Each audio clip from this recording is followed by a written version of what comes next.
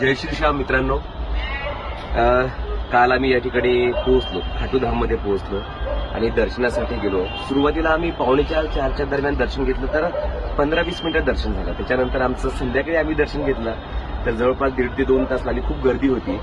मित्रांनो, या ठिकाणी आजचा दुसरा दिवस. तुम्ही सकाळ बघत असाल, आता या ठिकाणी बघा सर्व धुकं तुम्हाला दिसत असेल. तर हे तर आता जवळपास 7:30-8 वाजताचं एक प्रकारे कंडिशन आहे. 8 वाजताची ही. सकाळी 5 वाजता खूप धुकं होतं आणि मित्रांनो इथे प्रचंड थंडी आहे.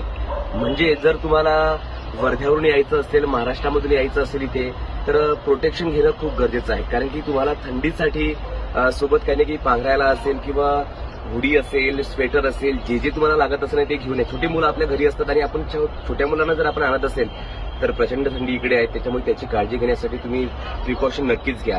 इथे रूम बद्दल बोलायचं झालं तर 500 रुपयापासून इथे सुरुवात आहे आणि 500 रुपयाच्या वर 2000-3000 जे काही तुम्हाला परवडेल त्या पद्धतीने आपल्याला इथे हॉटेल्सच्या रूम भेटू शकतात. सुविधा छान आहेत.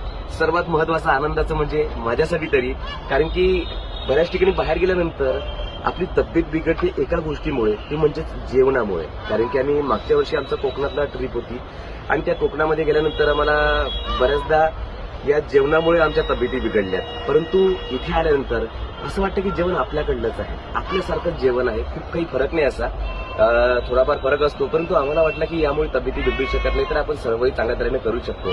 तर खूप छान जेवण आहे इथे. जशा पद्धतीने आपल्याला पाहिजे असेल तशा पद्धतीने आपल्याला जेवण मिळू शकते.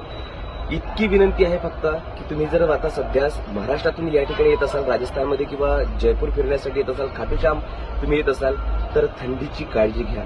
प्रचंड थंडी आहे सध्या. आता आम्ही 9-10 वाजेपर्यंत सुद्धा आम्ही या उडी घालून या ठिकाणी आहोतच, कारण की थंडी अजूनही माझे हात थंड झालेले आहेत. बाहेर निघायची हिंमत होत नाही, इतकी थंडी या ठिकाणी आहे. संपूर्ण धुकं असेल. तुम्ही या ठिकाणी हॉटेल बघू शकता, जवळपासच आहे. बऱ्याचशा गोष्टी 100-200 मीटरच्या अंतरावर खूप जवळ तिकडे हॉटेल आहे. त्या ठिकाणी तुम्ही बघू शकता हॉटेल केशव पॅलेस आहे.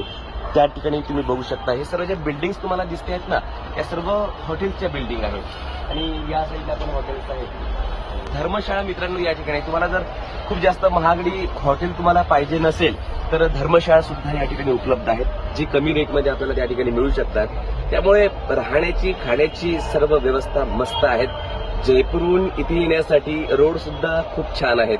म्हणजे टॉप आपण येऊ शकतो. ज्यांना उलट्यांची भीती आहे की मला उलटी होईल का, गाडीमध्ये प्रवास सहन होत नाहीत, बऱ्याचदा आडीमोडी असल्यानंतर आपल्याला प्रवास सहन होत नाहीत, परंतु रस्ता खूप छान आहे, त्यामुळे याची सुद्धा भीती आपल्याला या ठिकाणी नाही.